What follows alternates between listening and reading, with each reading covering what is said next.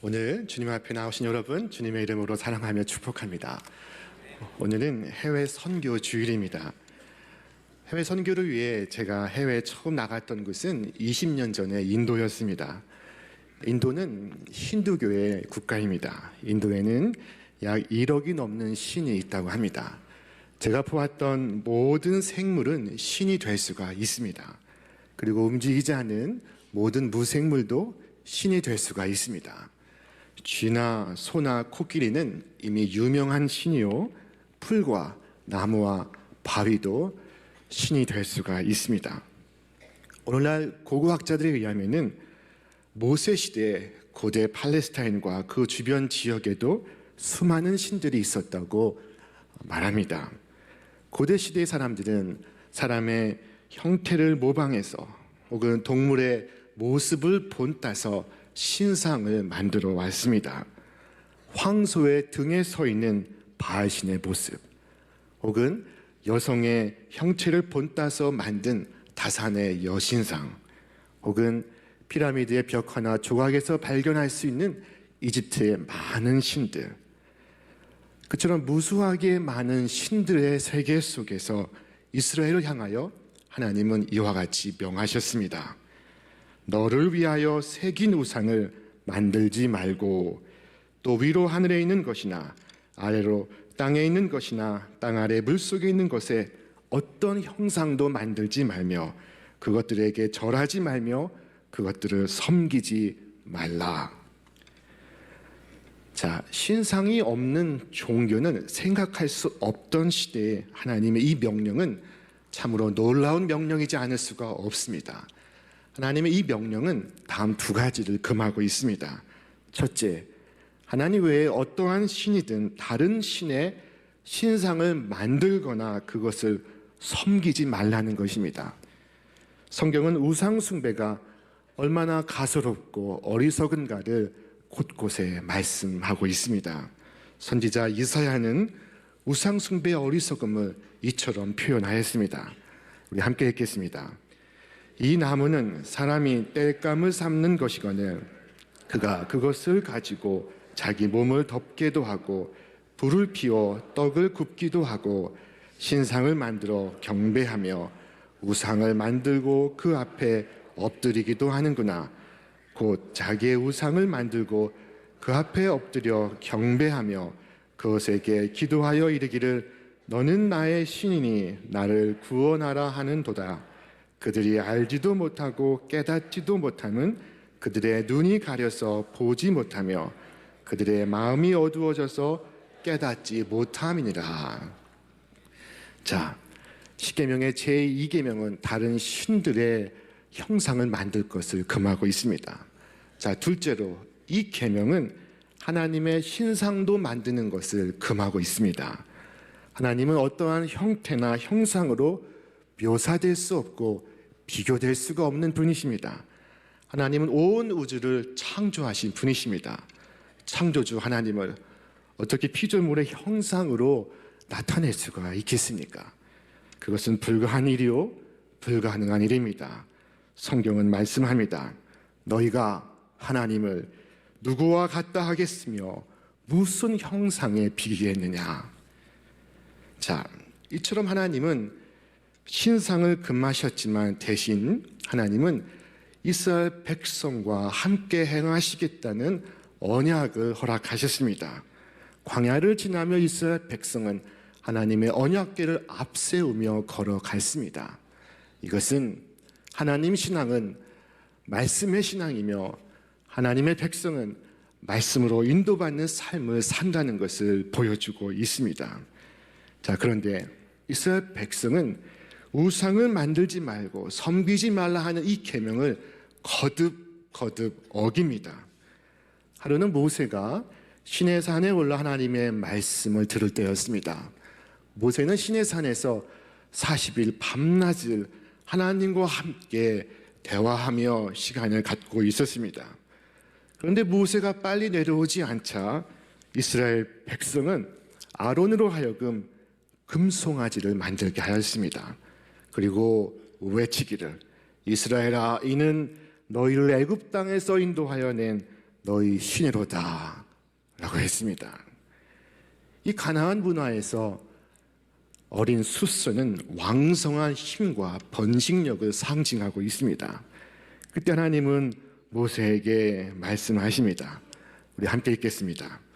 어서 내려가 보아라.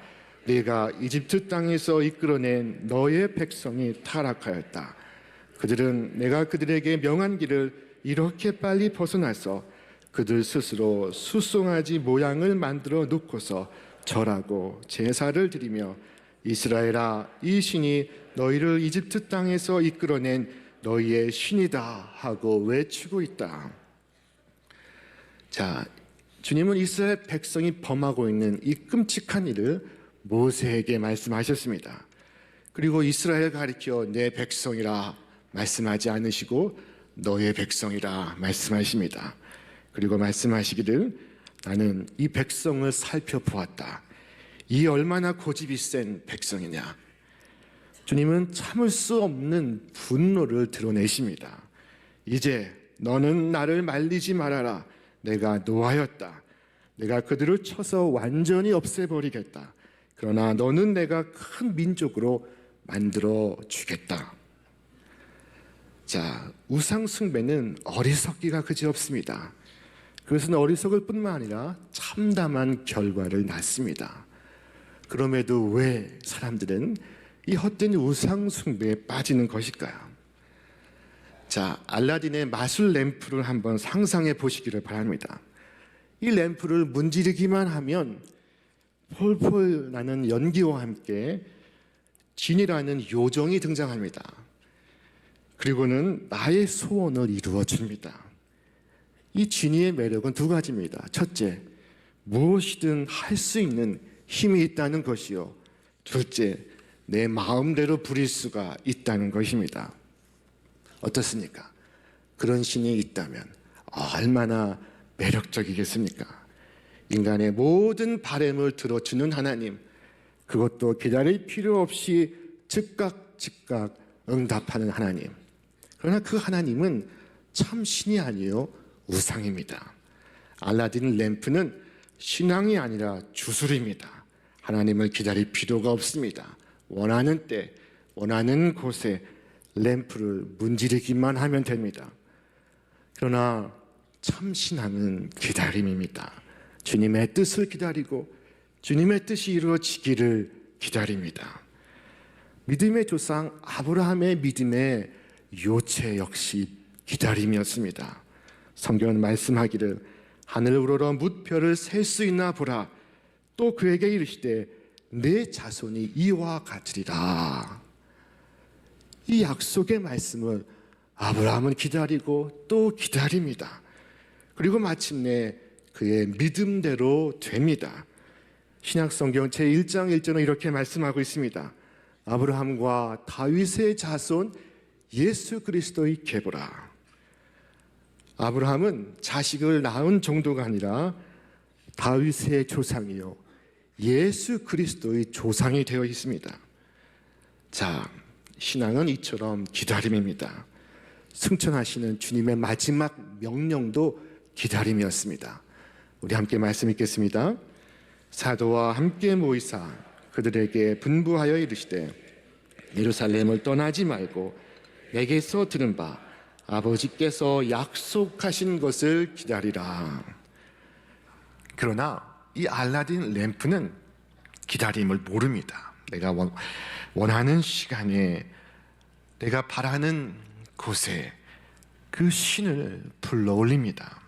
모세를 기다리지 못한 이스라엘 백성 역시 금송아지 형상을 만들어 신을 불러 올렸습니다. 여러분, 내가 원하는 시간에 주님을 만나지 못해 안타까우십니까? 안타까워하지 마십시오. 그래야 주님이십니다. 내가 원하는 방식으로 응답받지 못했다고 속상해하지 마십시오. 그래야 하나님이십니다.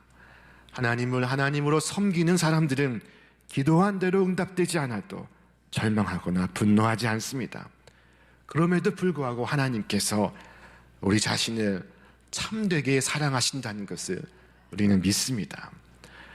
그리하여 격분하는 일도 없고 하늘이 무너진 것처럼 절망하는 일도 없으며 마음이 상하여 잠 못 이루는 일도 없습니다. 물론 낙심하기도 하고 마음이 상할 때도 있지만 하나님 안에서 보면 모든 것이 큰일이 아닙니다. 하나님께서 모든 것을 선하게 이루실 줄을 믿습니다. 나의 하나님은 내가 소유하는 하나님이 아니라 나를 소유하시는 하나님이십니다. 내가 부리는 하나님이 아니라 오히려 나를 부리는 하나님, 나를 기다리게 하시는 하나님, 두렵고 떨림으로 내가 섬기는 하나님이 진짜 하나님이십니다. 이스라엘의 사울 왕은 이 진짜 하나님을 섬기는데 실패하고 있었습니다. 사울은 전리품을 남기지 말라 하신 주님의 명령을 정면으로 어기고 아말렉과의 전투에서 살찐 송아지와 양을 살려둡니다. 그것을 책망하는 사무엘을 가리켜 당당하게 변명하기를, 그것은 아말렉 사람에게서 빼앗은 것입니다. 우리 군인들이 예언자께서 섬기시는 주 하나님께 제물로 바치려고 양떼와 소떼 가운데서 가장 좋은 것들을 남겨두었다가 끌어왔습니다. 하나님의 명을 어기고는 나는 주님의 명령대로 다 행하였습니다 라고 말하고 있습니다. 사울은 자기 입맛대로 하나님을 섬기고 있습니다. 자신의 구미에 맞게 하나님을 섬깁니다. 자, 그렇다면 하나님의 생각은 어떠셨을까요? 하나님께서 후회하고 계셨습니다. 예언자 사무엘은 그에게 일렀습니다. 이는 거역하는 것은 점치는 죄와 같고 완고한 것은 사신 우상에게 절하는 죄와 같음이라. 이 사울의 실패는 이미 예견된 실패였습니다. 그보다 앞서 사울은 전쟁의 출정을 앞두고 사무엘을 기다리지 아니하고 자신 임의대로 군사들을 위하여 제사를 올렸습니다. 사울의 마음속에 제사는 하나님께 드리는 예배 이전에 병사들을 위한 행사였습니다. 예배는 병사들의 사기 진작용으로 활용될 뿐이었습니다. 예배가 아니라 종교 행사였습니다. 사울의 손에서 거룩하신 하나님은 백성들을 즐겁게 해주는 치어리더가 되고 있었습니다. 자, 여러분, 지금 우리는 예배를 드리고 있습니다. 우리 예배를 받으시는 분은 우리가 아니라 하나님이십니다. 우리는 하나님께 참된 예배를 드려야 할 것입니다. 성경은 말씀합니다. 우리 함께 읽겠습니다. 나는 여호와이니 이는 내 이름이라. 나는 내 영광을 다른 자에게, 내 찬송을 우상에게 주지 아니하리라. 자, 그러므로 오늘 우리 예배의 목표는 우리가 은혜 받는 것이 아닙니다. 오늘 우리 예배의 목표는 우리 하나님께서 우리를 통하여 영광을 받으시는 것입니다. 신명기서는 이 십계명 제2계명을 이처럼 소개하고 있습니다. 우리 함께 읽겠습니다. 너는 자기를 위하여 새긴 우상을 만들지 말고 위로 하늘에 있는 것이나 아래로 땅에 있는 것이나 땅 및 물속에 있는 것에 아무 형상이든지 만들지 말며 그것들에게 절하지 말며 그것들을 섬기지 말라. 나 여호와 너의 하나님은 질투하는 하나님인즉 나를 미워하는 자의 죄를 갚되 아비로부터 아들에게로 3, 4대까지 이르게 하거니와 나를 사랑하고 내 계명을 지키는 자에게는 1000대까지 은혜를 베푸느니라. 자, 오늘 이 말씀에서 주목해야 될 부분이 세 가지가 있습니다. 그 첫째는 자기를 위하여 새긴이라는 말입니다. 여러분, 우상 숭배는 결국 자기를 위하는 것입니다. 돈 벌어주는 신, 건강하게 해주는 신, 기분 좋게 해주는 신을 찾아 섬기는 것이 바로 우상 숭배입니다. 그러나 성경은 말씀합니다. 너희는 자기를 위하여 우상을 만들지 말지니, 또한 말씀하기를 근으로 자기를 위하여 우상을 부어 만들 때 자기의 공교함을 따라 우상을 만들었으며. 또한 말씀하기를 너희의 먹으며 마심이 전혀 자기를 위하며 먹으며 자기를 위하여 마심이 아니냐. 또한 말씀하기를 자기를 위하여 재물을 쌓아두고 하나님께 대하여 부여치 못한 자가 이와 같으리라. 여러분, 우상 숭배는 자기를 위하여 정욕과 탐심을 쫓는 것입니다. 사람들은 성공의 우상, 쾌락의 우상, 재물의 우상, 아름다움의 우상, 인기의 우상, 명예의 우상을 쫓아 섬기고 있습니다. 사람들의 욕망은 끝이 없습니다. 어느 날 대부호 록펠러의 집에 한 친구가 병문안을 갔습니다. 그리고 록펠러에게 묻습니다. 자네 얼마나 더 있어야 만족하겠는가? 그때 이 록펠러가 한 대답은 Just a little more였습니다. 조금만 더 라고 답했습니다. 인간의 욕망은 그만큼 끝이 없습니다. 그러나 성경은 오히려 우리에게 말씀합니다. 우리 함께 읽겠습니다. 그러므로 땅에 있는 지체를 죽이라.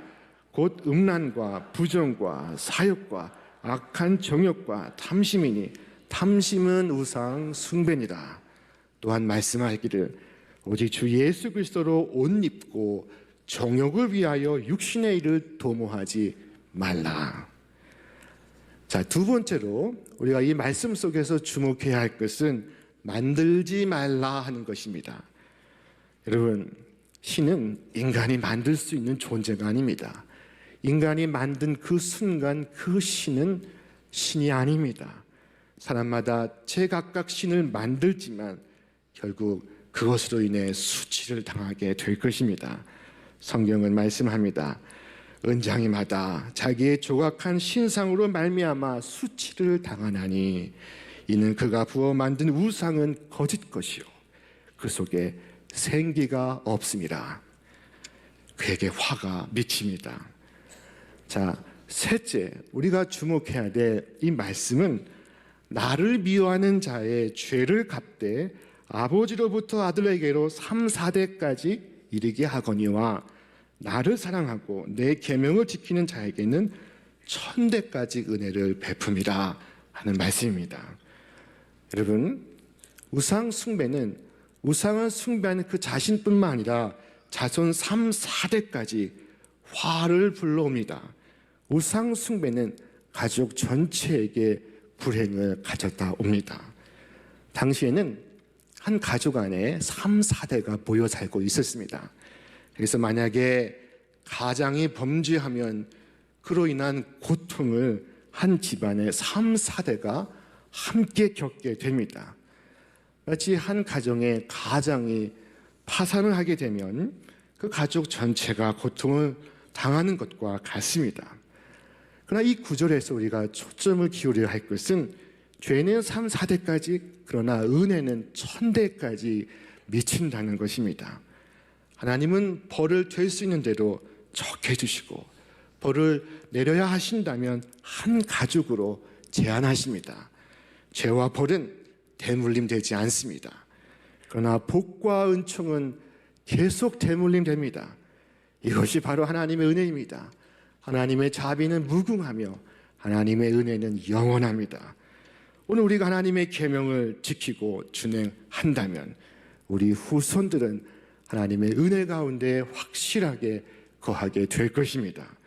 우리가 하나님 앞에 온전한 믿음을 지키는 것은 곧 내 아들, 내 딸, 내 자손이 복을 받는 길입니다. 그것이 우리가 우리 자손들에게 줄 수 있는 가장 값지고 고귀한 선물입니다. 하나님은 우리의 사랑을 기억하십니다.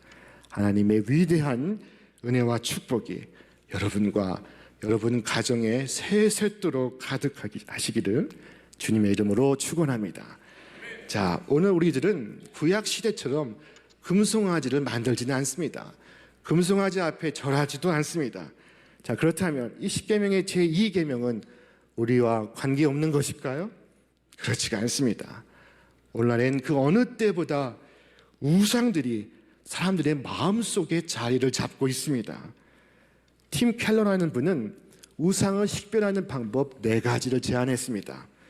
자, 첫째, 아무 일도 하고 있지 않을 때 마음속에 자연스럽게 떠오르는 것이 무엇인지 살펴보라고 합니다. 무심하게 차를 몰고 있을 때 여러분 생각하는 것이 무엇입니까? 한가한 시간에 마음에 떠오르는 것이 무엇입니까? 어떤 차를 살까? 어떤 집에서 살까? 어떻게 시간을 보낼까? 어떻게 하면 더 예뻐질까? 어떻게 하면 아이의 성적을 올릴까?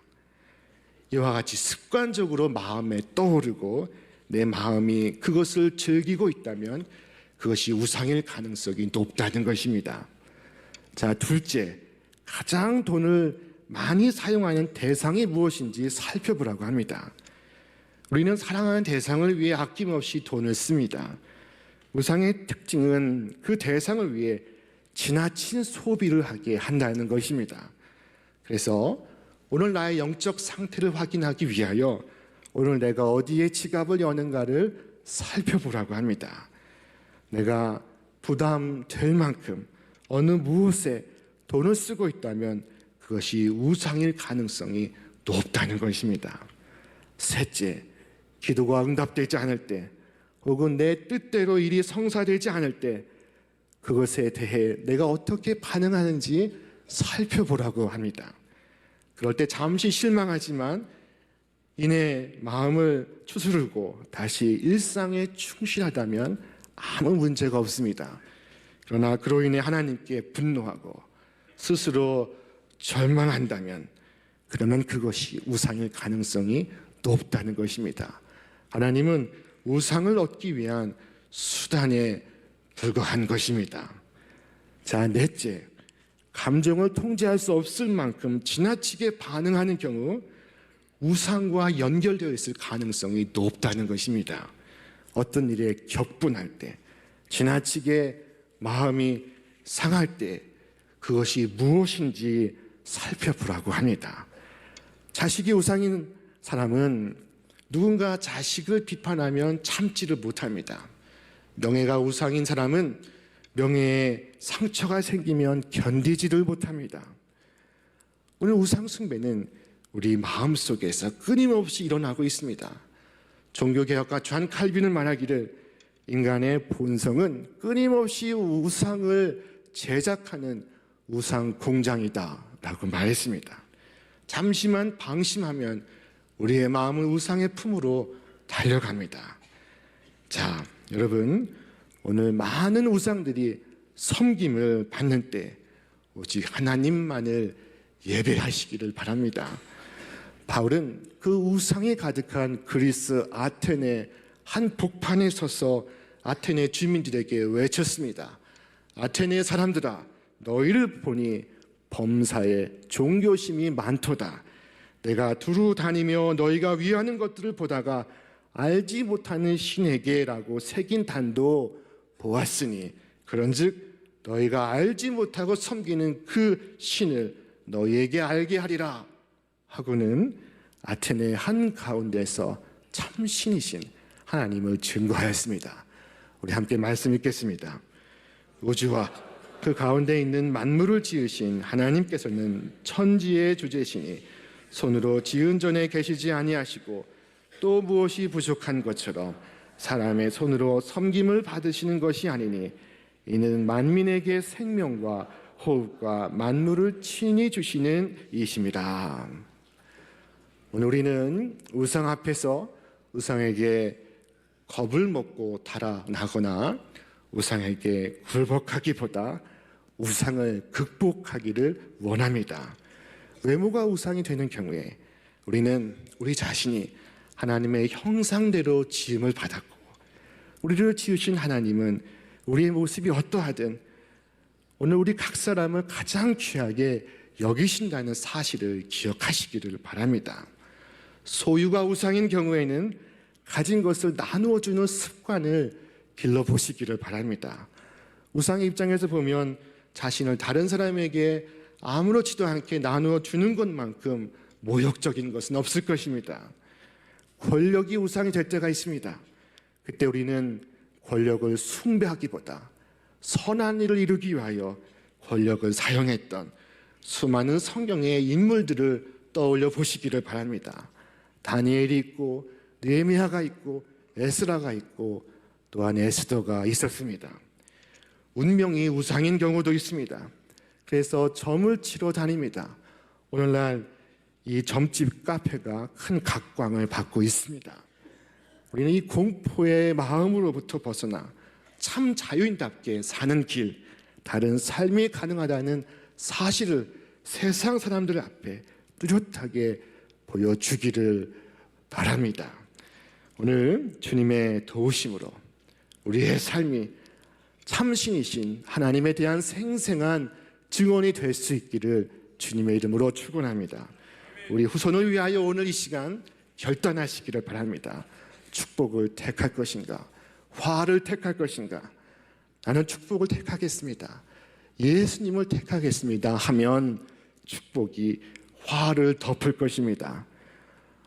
이 새해에 여러분 안에, 여러분 가정 속에 모든 우상이 사라지고 하나님의 신령한 은혜와 축복만이 세세 가득하기를 주님의 이름으로 축원합니다.